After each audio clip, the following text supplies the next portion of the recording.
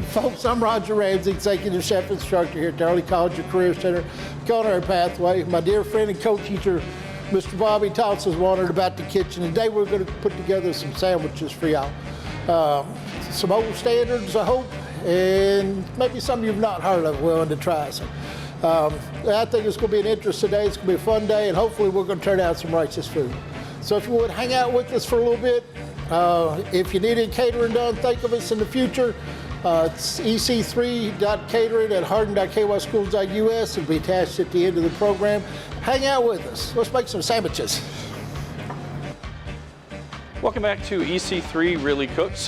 This is just going to be a cooking tip for some of you out there. We're talking about sandwiches today, and here's something that we hear often is that my sandwich, if I'm using some sort of hot something inside of it, whether it be a protein or something else that you would put in there, that it gets soggy and that your bread and everything gets soggy. So here's a actual tip for you, or trick you can try. If you just take your bun, your bread,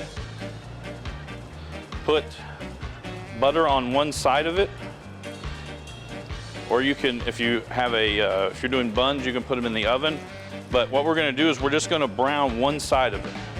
And the trick to this is usually after somebody browns it, they want that to be on the outside. This will actually be the inside part of the sandwich. So all we're going to do is try to brown it up really quickly, and what it does is it creates a barrier between whatever is inside the sandwich. A lot of times if you're at home and it's a burger of some sort and your bun gets really soggy, this little trick, do this to the insides of the bun, and it will keep the juices from the burger going all the way into the rest of the sandwich. And so it's very simple. Again, all we're going to do is brown each side. And now we're done with that.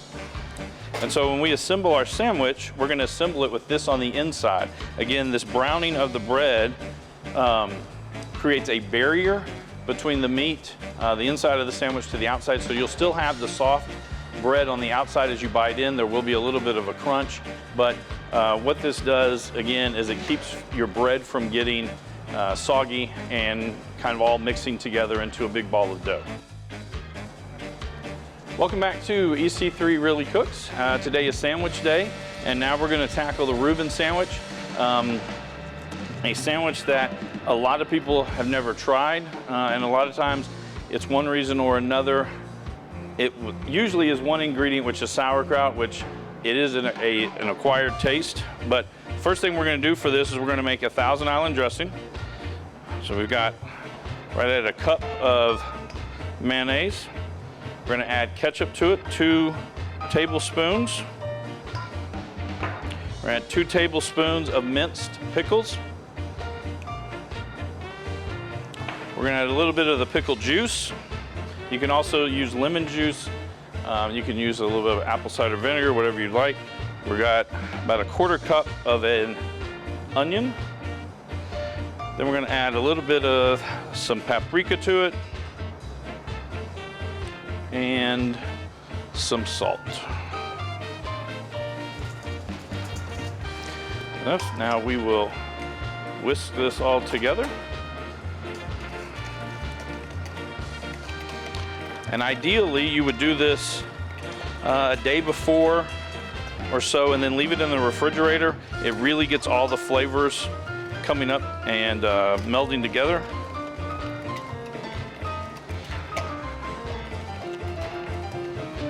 And so that's all there really is to making a Thousand Island dressing. We had about 6 or 7 ingredients total.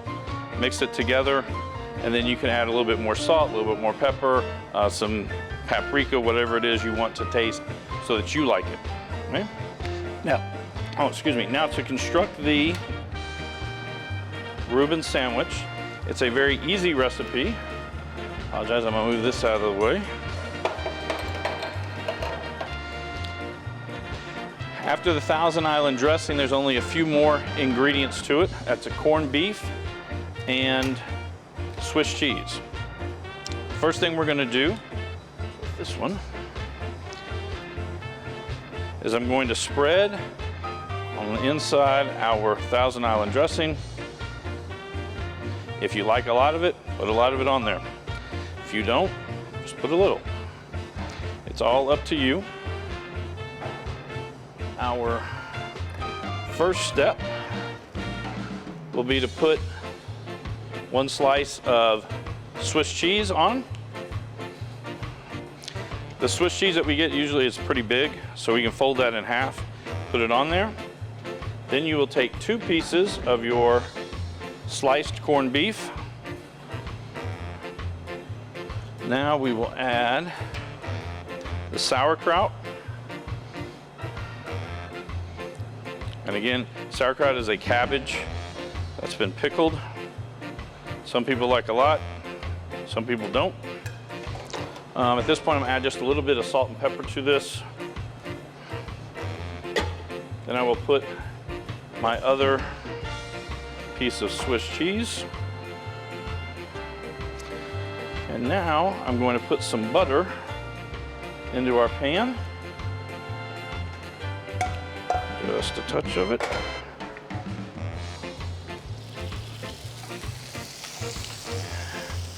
I top our sandwich back off. I put it in to finish it. We're just going to grill it on both sides. I'm going to put the butter on the pan will go to the bottom piece of bread. I'll add a little bit more to the top. At this point, it's just like making a grilled cheese. You do not have to have your temperature of your pan very high.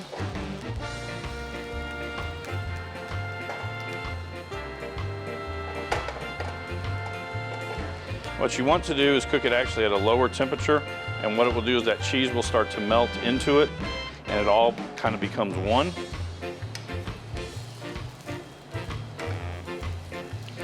Then I have the wrong utensil to flip this with, but make that work. Now it does look darker. It is a rye bread that is typically used when making Reuben sandwiches, so it does brown up a little bit quicker. And when this is all finished melting together, slide it off.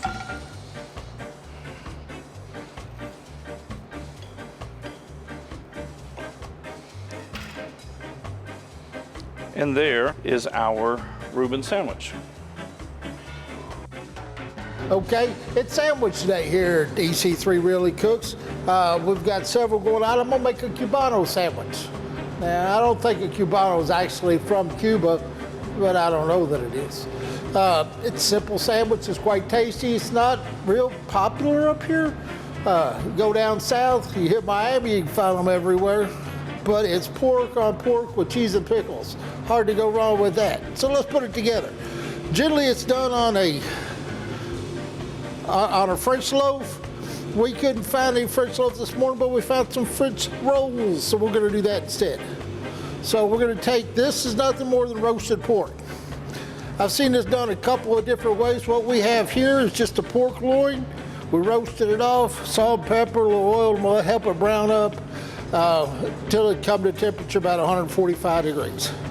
I've also seen it done with pork butt that's been roasted and shredded. Think like pulled pork barbecue without the dry rub, the smoke, and the seasoning. So we've got pork down. Now we've got ham. This is Black Forest ham. Brown sugar ham works real well, whatever kind of ham you like. It's a sandwich, for goodness sakes.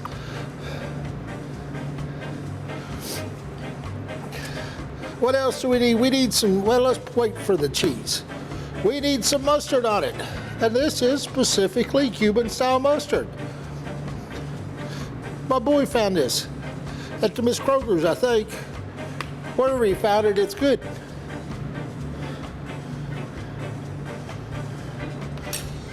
Then we need some pickles. I like dill pickles. I like all kind of pickles.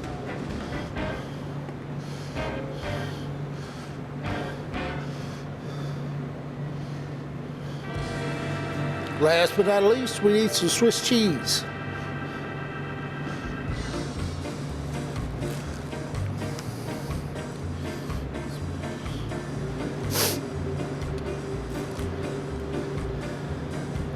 Now this sandwich is referred to as a Cuban smash. Ideally it's done in a panini press. We don't have one. Maybe we should get one. I talked to Mr. Robbins about that. For now we don't have one, but what we do have is, of all things, a big heavy skillet. Watch what I'm gonna do. Stack our sandwiches all up. Put them on a sheet pan with a piece of parchment. Parchment makes it easy to clean up so much easier.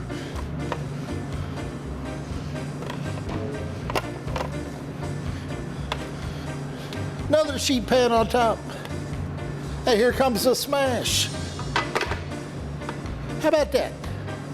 It's not exactly a panini, but it is a press. So we're gonna shove our sandwiches here in the oven, 325, probably about 12, 15 minutes or so. And we'll take a look, see what we got. So, Cuban smash, straight out of Miami to E-Town. How about that? Folks, it's still sandwich day here at EC3 Really Cooks. We're gonna make a French sandwich called croque madame and his partner croque monsieur. So what we have here is nothing more than some country French bread we made in house day before yesterday, I think it was. We've toasted it in this cast iron skillet. See, one side has buttered, one side does not. Lay it buttered side down. Now what we need is just a touch of whole grain mustard. Specifically, this is Creole style mustard. So it's got some grain to it, and it's also got a touch of horseradish, a little bit of bite.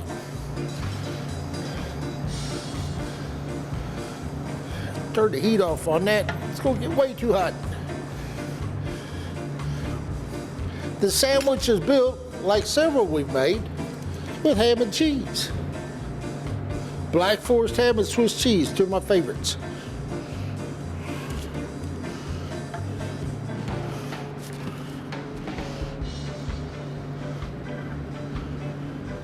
Now, it's nothing more than a ham and cheese sandwich at this point, so let's make it something a little more. This is the bechamel sauce. Y'all have seen us make it before. It's a roux, which is fat and flour, and milk. The roux tightens up the milk, makes a white sauce quite tasty, quite rich. And we stack them up.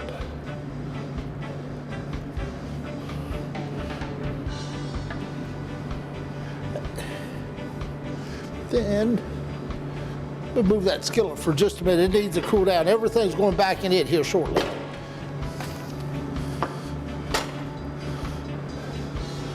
So, sandwich goes in. Other sandwich goes in. And now, because Mornay sauce once, bechamel sauce once wasn't enough, let's add a little more.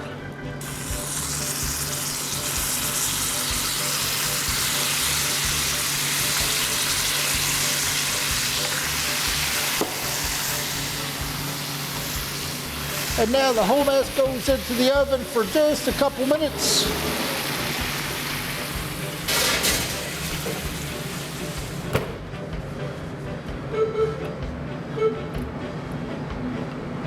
Give it about 3 or 4 minutes.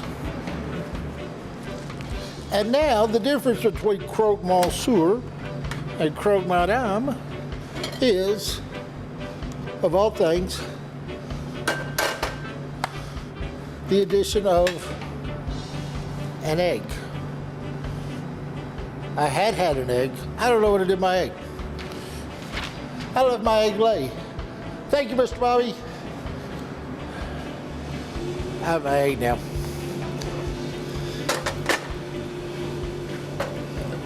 About to drop my egg again. So, we're gonna melt a little bit of butter.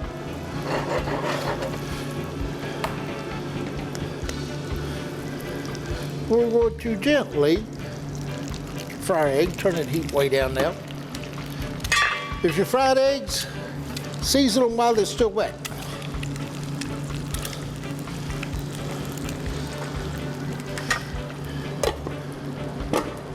Check on our sandwich. They're doing fine. How you been? You doing okay? Waiting on the egg and sandwich. It's good food. It's not necessarily fast food. Classically, the egg goes sunny side up. If you want it differently, make it differently. You can make it over easy, over hard, whatever you'd like. If you don't like the egg on it, don't put it on. It's still a sandwich. Croque monsieur, croque madame. Madame has the egg.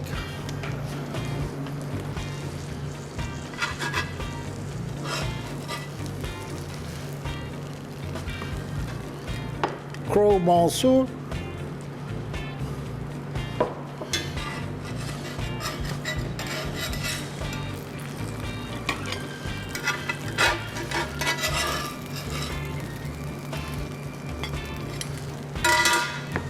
Egg croque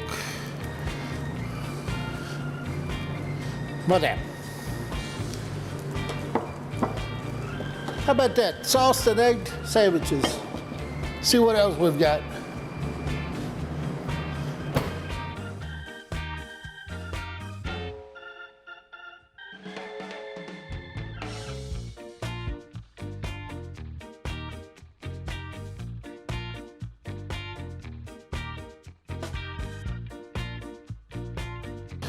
All right, folks, we're still working on our sandwiches here at EC3 Really Cooks. What we're gonna make next, if you're serving food anywhere in the Commonwealth of Kentucky, you better have a version of it, and it better be good. It's the hot brown. Hot brown was created by a gentleman named Fred Schmidt, who was the chef at the Brown Hotel, Louisville, Kentucky, back about the 1920s, I believe.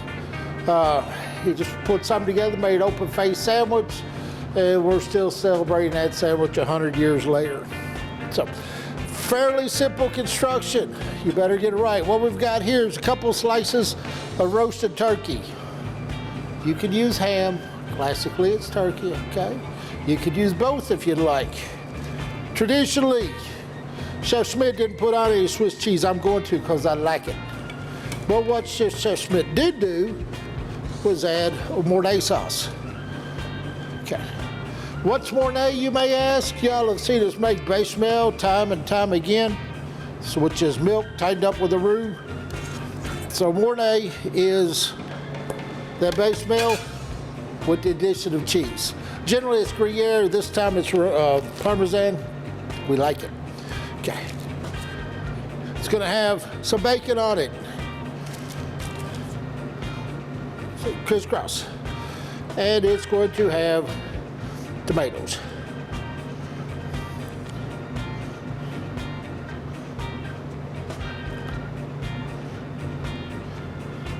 Now, I don't know what Chef Schmidt was thinking when he put this together. I'm just glad that he did it. It's ubiquitous for Kentucky again. If you're serving food anywhere in our Commonwealth, you better have a version of the hot brown. It's not quite done yet, but what I'm gonna do, I'm gonna run out back, stick it in the salamander, put it under the broiler, let that bacon crisp up, and then the tomatoes cook, and the Mornay get a little color on it. And you'll see it again shortly. All right, be right back. All right, folks, sandwich day, love it. What we're gonna make now is a Monte Cristo sandwich. There's a couple different ways to do it. First off, what it is, it's a fried sandwich. If you notice, this was wrapped in plastic wrap. It is turkey and Swiss cheese on white bread, actually sourdough bread, because I like sourdough bread. But I had it wrapped, and the reason for that kind of compresses it because we're going to batter it in a egg wash, just like you would if you're making French toast. There are other methods of doing this, to include battering in pancake batter and deep frying it. I think it'd be hard to go wrong. We're just gonna do this as it is. So we've got a skillet here, a little bit of oil getting hot. Actually, it's butter. And we wanna take our sandwich and just roll it through the egg wash. Let all that egg drip off. We don't want too much. See if our oil's hot. Drip. And it is. And now we're going to cook it low and slow. We want to cook the eggs and melt the cheese on the inside, heat the turkey up all at one time, but we don't want to burn anything. We'll set this out the way and get our plate ready. Like I said, there's a couple different ways of doing this. One that's real popular, I didn't want to fire up the deep fryer, and it can't be good for you, albeit it tastes really, really nice, is pancake batter and deep fried. We're gonna pan fry with egg wash instead. So it's just like we're making French toast, except there's a sandwich in the middle. It's okay with me. There we go.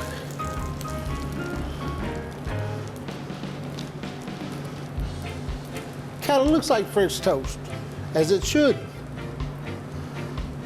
So in constructing the sandwich, it has mayonnaise on 1, 2, 3, 4 sides of the bread because there's 3 pieces of bread. It has turkey and it has Swiss cheese. And then the egg wash.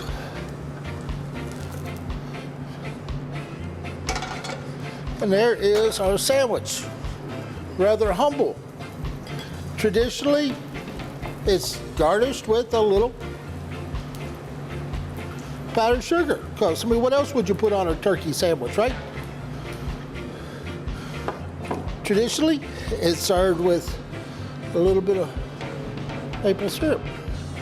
Because what else would you put on a turkey sandwich? And a little raspberry jam or preserves would go really well too. So that is our Monte Cristo sandwich done in the style of French toast. Be back in just a minute.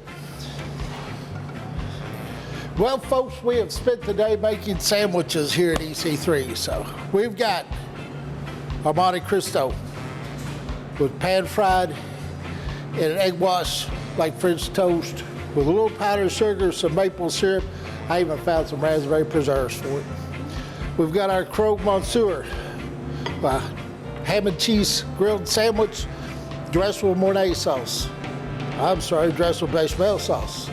We've got our croque madame, exactly the same with the addition of an egg. Ah, it's lovely. We've got our Reuben sandwich, corned beef. If you're not familiar with corned beef, it is the brisket of a cow that's been brined and smoked, and it's wonderful. Little sauerkraut, Swiss cheese, and Bobby Thompson's homemade Thousand Island dressing. That one's mine. We've got our Cubano sandwiches, the Cuban smash. Smash with the skillet, because that's what we had. Sometimes you make do. And last but certainly not least, we've got our Kentucky hot brown. Open-faced turkey sandwich with a Mornay sauce, bacon and tomatoes served in a skillet. Well, folks, we hope you enjoyed the show. We certainly had a good time putting it together for you. If you needed catering done, our kids are self-sufficient. They sustain themselves through a catering operation. Shoot us an email at ec3.catering@hardin.kyschools.us. I know it's a big, long title. It'll be in there. Or give us a call, okay? We appreciate your time. Thank you for stopping by and visiting, and we will see you again next month. We'll do this all over again.